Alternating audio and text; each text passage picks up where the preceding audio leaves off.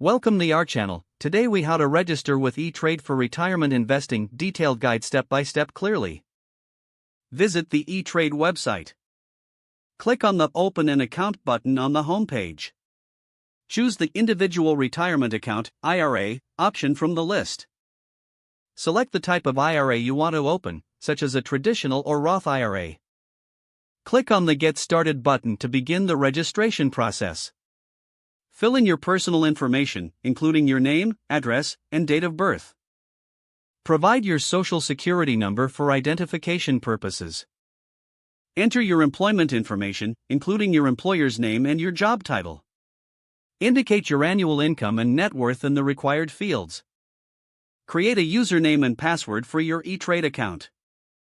Select your security questions and provide answers to safeguard your account. Review and confirm your information for accuracy. Agree to E*Trade's terms and conditions by checking the consent box. Click on Submit to proceed with your application. Keep an eye on your email for confirmation from E-Trade regarding your application status. Once approved, log into your E-Trade account using your new credentials. Navigate to the IRA section to set up your retirement investing. Explore available investment options such as stocks, ETFs, and mutual funds. Consider setting up automatic contributions to your retirement account for consistent saving. Monitor your investments regularly to ensure they align with your retirement goals. If the page does not load, refresh the browser or try again in a private or incognito window. Make sure you are using the correct email address, then retype it carefully to avoid small typos.